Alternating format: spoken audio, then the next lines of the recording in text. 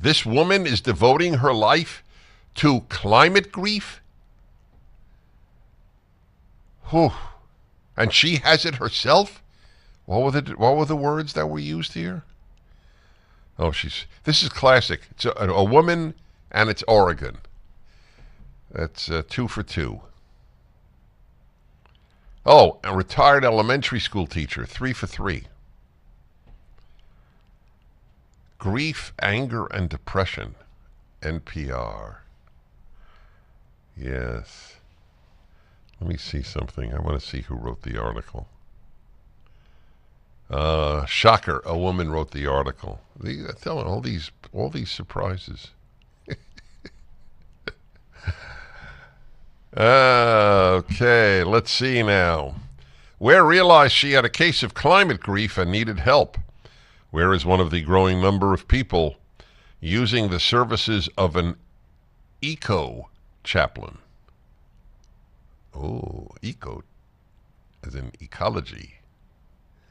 A new kind of spiritual advisor rising among clergy trained in handling grief and other difficult emotions. Today there are chaplains working at the intersection. Oh, it had to get in there. It's an NPR article. Intersection of climate, grief, and spirituality in the United States, Great Britain, Australia, and Canada. You notice something interesting about that list? They're the English-speaking countries of the world. Only New Zealand is missing, but I'm sure it exists in New Zealand. I don't have an answer to why English-speaking countries have gone off the deep end the most. I don't have an answer. It bothers me. I like having answers, but I don't.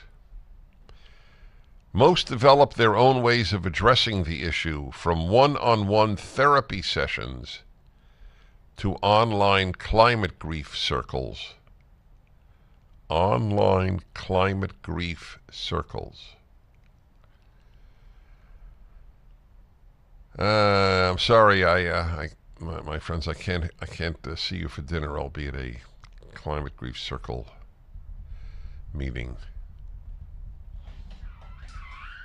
If I am curious, if you're on the left and you believe that we are about to implode from heat owing to carbon emissions, what do you think about people who join online climate grief circles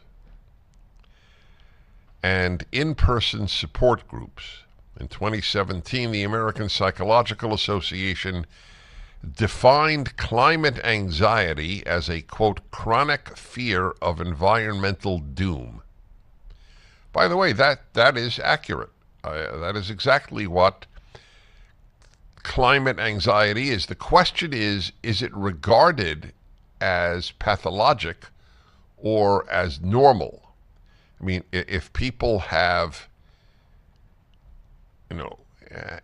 anxiety in wartime, if you're in Ukraine and you have anxiety over a Russian attack, it would not be considered to be a form of pathology.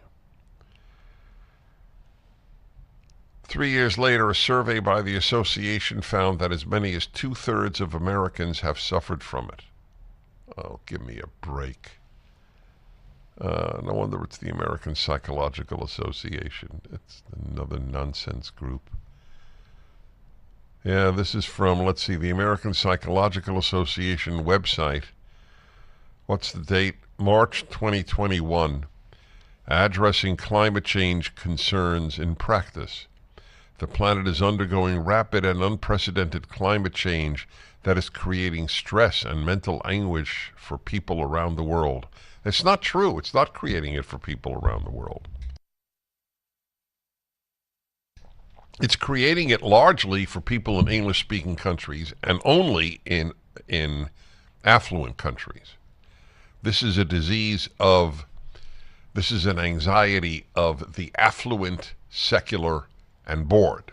Remember, affluence and plus secularism equals boredom. So it's filled up with this stuff. 3 years later, a survey, oh yeah, as many as 2/3 of Americans have suffered from it. I don't believe that. I don't believe the American Psychological Association. 2 out of every 3 people you know in your life have suffered from climate anxiety.